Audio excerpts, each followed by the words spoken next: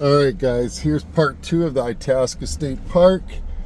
So we are at the east entrance. So I know there's two entrances, there's east and north. East, they're both pretty convenient, but the east one here is a little bit further out. So if you wanted to do just a quick in and out of like the headwaters, I think the north entrance is a little bit easier. But I wanted to do this. I told you guys last week that I was going to do this in two parts. I actually had to drive back down or back up here to do this. Day 2 was rained out, and we're basically rained out since this morning. And today looks like it's going to be a beautiful day. So Gypsy and I are here to follow up. What I want to do here is take a closer look at the actual campsites for the RVs and whatnot. Obviously, there's all sorts of camping that you can do here. Itasca State Park is, I think it's the oldest, if not the second oldest in Minnesota, and considered one of the best in the country. I have been going to a lot of state parks. I've got my favorites. This one right now in Minnesota is my favorite, but I know that there's some really nice ones all over the place. And I tell you what, the ones that I went to on Mount Magazine in Arkansas, I think they'll rival anywhere. That place was incredibly beautiful, and the scenic overlooks there is just amazing. This one here has got a lot to offer. They even have year-round, which is really interesting. I don't know how they pull that off here, but obviously year-round cabins, not just you'll hear 3-season or even 4-season. That doesn't necessarily mean all season. There's a little trickery they use in their verbiage. It's the same thing with campers and RVs. You'll hear all season. Well, that doesn't mean extreme cold or extreme hot. You really have to look at the given parameters. Like it's like 0 to, in a camper it's like 30 to something. So let's see, pay station and information. Alright, let's go in here. So this is the visitor. I've already got our pass. We don't really have to worry about that. So the boo-boos. Just kidding. This lady that was working in here when I came in, she was super cool, super nice. Yeah, I am gonna have to turn around. I remember correctly, yep. So if you wanted to get your passes and all that stuff, you can get it right there. I think what I gotta do is go up here and turn around. I can't remember. Well, follow the leader. Let's see who's over there. They got all these, just like any state park, they got these little offshoots. So you really have to read these signs. Alright, bike trail access, visitor center, pay station. Okay, this is where you'd go in. This down here, as you can see, the Douglas Lodge Restaurant Forest. We're going to check that out too. Camping, lodging, picnic. Sorry guys. So that's all this way. Gypsy wants to say good morning, guys. She's had quite the week. It's a lot of fun. She had a nice big breakfast this morning.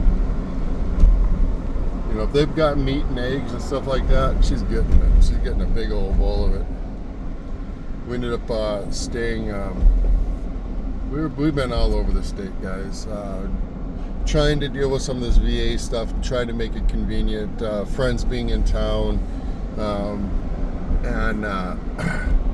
so her and I, we've been from northern Minnesota to southern Minnesota, back to the north again.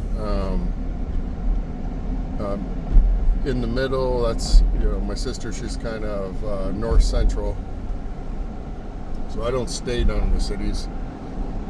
I stay just kind of south of Duluth, north of Pine County, if you know where that's at. So parking, whatnot. So this is the bike trails. This is the beginning of the bike trails. Sorry guys. I don't know if you can see the water down there. There's all them trails.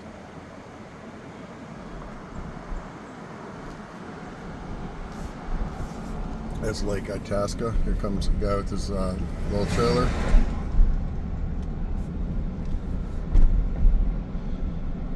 I'm still in the frame of mind that I don't know. There's a bunch of different things that I would do differently if I could. Starting with the truck, I'd get that 1-ton dually. And I wouldn't even, might even be bigger than that. Maybe I'd go with the 450 or 550, even the 600, the F600. I'd do that. I'd go with an overlander, a nice overlander. And then I'd probably pull either my boat or another little trailer if I needed to. If I was going down to Quartzsite for the winter, maybe I'd pull a trailer, put it near where I know a lot of people. But I love the idea of an overlander van or small schoolie and stuff like that, because you just have access to so many different locations, you know. But then you're going to lose out on a lot of space, storage, those sort of things. So when you're talking about extended stays, I don't know, it's a give and take. But I do love the idea of being able to just hop in and go. Minimal packing, you know. I mean, once you get your trailer and all that stuff situated, it can be a little laborious. You know, you're getting all set up. Peace Pipe Vista. So, I've seen this on the way in the last time. The Peace Pipe Vista. That's this right here. Let's go ahead and see if I can just get a little. I know it's a view down to the lake. Yeah, there's a little trail right here. See if I can't. I'll just walk out for a second. Gypsy, you're gonna have to wait just for a second. I'm not spending a whole bunch of time out there.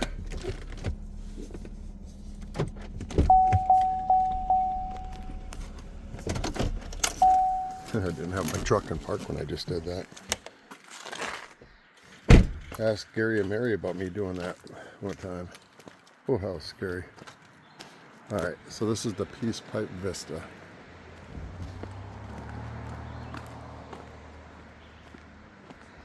It's beautiful. Kind of reminds me of those, reminds me of those lookouts a little bit in Arkansas. Yep, so there's the lake down there, guys. It's super still. You guys probably just looks like the sky to you, but that's lake. I think that's Itasca, Lake Itasca. Because we're not down to the Mississippi headwaters yet. Yeah, we'd have to go a little bit down for that. But golly, that's beautiful. It'd be such a nice day to be out on the lake fishing, right? So geology, okay, we've done this. We've read the geology. It's diversified scenery.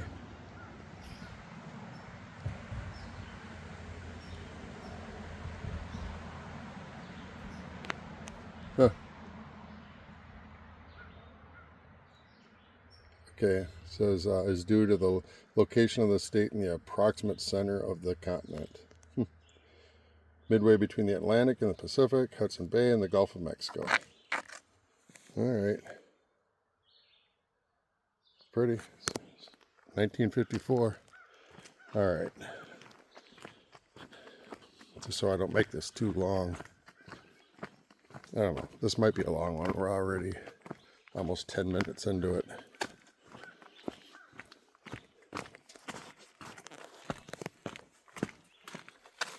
Oh, I'm surprised she's not in my seat. Typically, she's in my seat by now. All right. Shove off to the next location.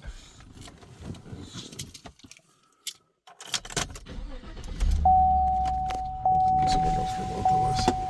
God, we stayed in this room last night. You know, I had a dedicated dog room in the hotel. I'm sure most of them do. That one, I don't even know if it was fit for humans. Thank God I was able to open the window. It was bad.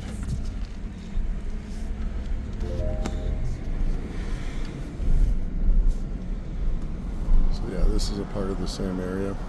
This goes to the exact same little lookout. I'm just going against the traffic here.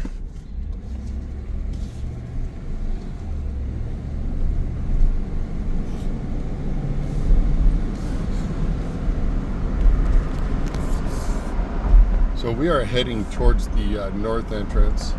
We're also heading towards the headwaters and the lodge. But what I want to do is I want to get past that and I want to look at the campsites. That's what I want to get a look at. So you guys can determine whether you're going to book a spot here. This is Itasca State Park, the Mississippi headwaters. It's absolutely a beautiful park.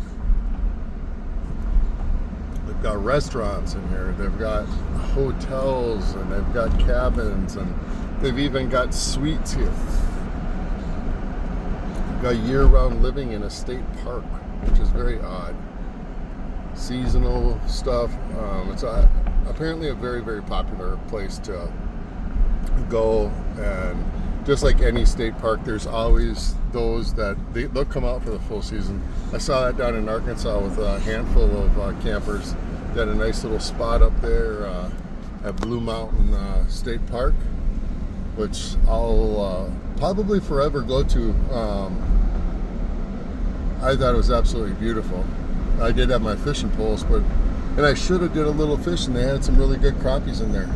But in any case, yeah, I think most state parks there's going to be people that just get it for a season. And if you think about it, the pricing is not bad at all. It really is not. Not compared to like an RV park or something like that. This is all right, so a camping and lodging office. Bear Paw Campground is the other way. All right. Well, we went to the right. Well, now let's go to the right, and then we'll cross back over. And the lake access was behind us too. All right, so this is.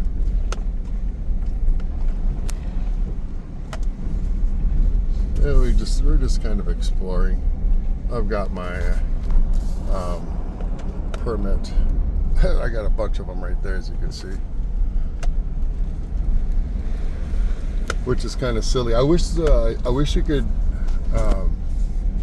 beware raccoon and bear. Okay, keep the campground clean.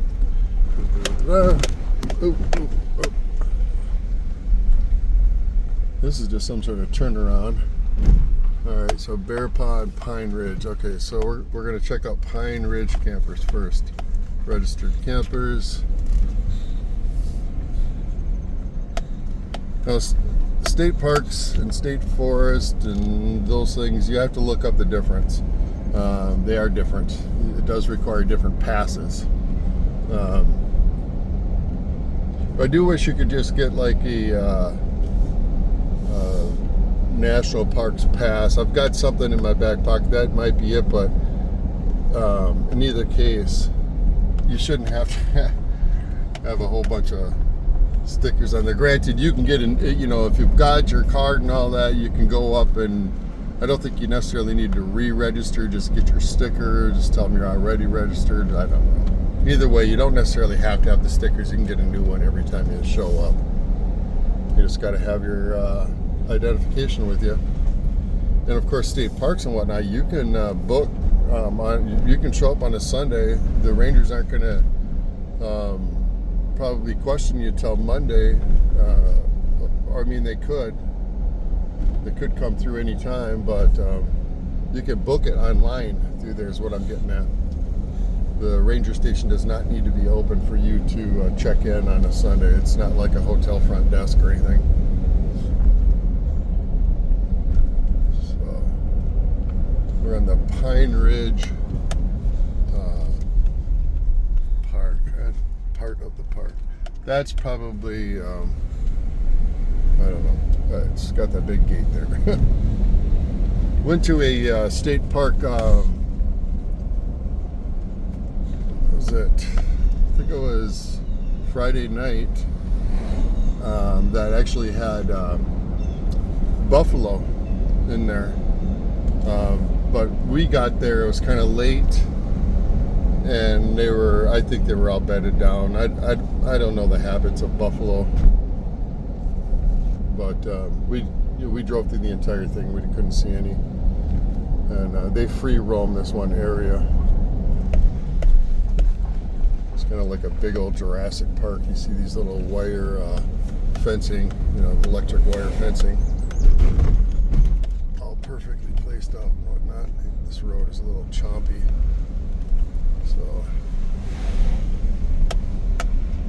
it was kind of cool. I wish that we would have seen the buffalo. All right, so Pine Ridge Campground. So this is kind of a ways back from the main gate. I would say it's probably, I don't know, 2 or 3 miles from the lodge part of it where you check in. All right, so here we go, guys. We got right from the get-go. It's actually kind of big. Bear safety signs. So there are signs all over the place. All right, there's your garbage stations. We're gonna drive through some of these roads. You can see there's people probably packing up. They're like, their week is up. Time to get back to reality. There's a couple there just enjoy. These are really pretty spots. And it goes way back there, guys. So we're gonna just kind of see where this goes. That's called the Spruce Loop. That's a nice campsite. Pull through, and the guys, they just got their tents. That's a nice big tent. Wow, this is really big, guys. We got kids running all over the place. I just want to make sure that everybody's safe. Everybody's out here enjoying it. Look at this tearing down. That's what happens on Sundays. Oh, sad when you got to do that. But if you guys are, a veteran with service-connected disabilities, you don't get to camp for free, but you do. There's overflow parking. Okay. But if you do have a service connected, you can get into these parks for free. And they do have a reduced camping fee at times. There's more dump sites right there. This is big over here. These are all campsites. Holy mollies. And those look like they were empty. So this is still, all right, this is the Poplar Loop. Yeah, there's a lot of stuff. So you see these little spots here by the stations that there's overflow parking. That's kind of nice. I think these are these seem to be a little bit smaller, more like just small campsites. But there's a ton of them. And it's mature trees and whatnot everywhere. So there's plenty of privacy. I want to get down to some of the other roads that we saw. Yeah, these are just mostly tent campsites. But, guys, all right, look at this. There's the temperature, 66 degrees. So, tent camping and all that is probably just fine. Hey, they got it going on. Out there, he's got his Harley out here. He pulled his own trailer. I don't know if you guys have ever pulled a trailer on a bike. I know the O'Rourke's. Kevin does. Tim over at Ridge Life, I'm sure he probably has. But let me tell you, that'll pucker you up when it starts swaying. I did it once. Pulled a trailer one time. Whew, I can remember that feeling right now. My chest was just, it was heavy doing that. That wind catches it just for a second. The wind catches it just for a second. There's Gypsy hanging out the window. Gypsy, what you doing, pretty girl? Said, don't bother me, Dad. Gotta be really careful here. I hope you guys are getting something of a view of these campsites. I do want to try to go back to that one area where you see the RVs and that. But you know, this would be a fantastic one. Do you see all those campsites with? It'd be great for like a van or a truck. You know, if you want to convert something into a camper in the truck. I wouldn't mind doing this to this truck if I could, but the problem is I'm. All right, so here we're getting back into some of these the RVs and that. All right, I'm going to try to go down one of these roads here. Oh, do not enter. Can't go that way. Make sure that there's nobody. Make sure that there's nobody coming.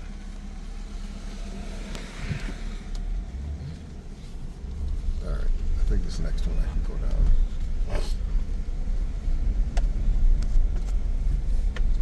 Yeah, let's go down here. All right, so this is more my speed for my travel trailer.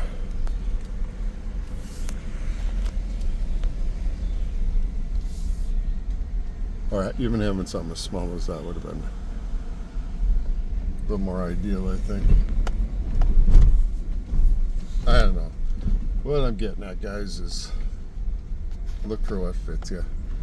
I'm at this weird thing where I don't believe bigger is always better. Matter of fact, I'm thinking quite the opposite. Yeah, everybody's got long faces. They're all packing up. Yeah. This is all right, but this is honestly, guys, doesn't that kind of remind you a little bit more of an RV park than it does a state park? But there's a nice little. It's really set up for families. That's what I think this is all set up for. A good time for families, and it doesn't cost near as much as an RV park, and it's a heck of a lot nicer. But there is a lot of people here. I don't know if I just went the wrong way. Kind of looks like it. I think I did. I think I would end up turning around here.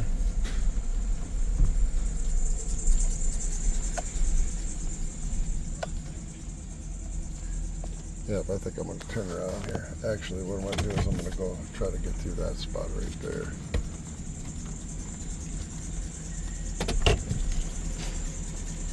I'm going to cut through there. They're jammed up over there. This is a no-no. But the guys, this is kind of all jacked up. All right. At least everybody's leaving. I don't feel so bad for doing that.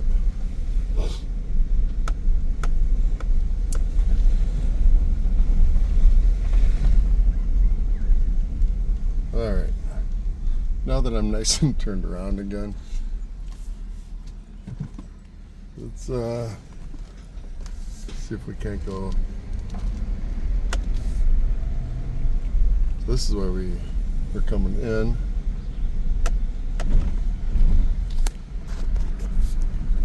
Okay.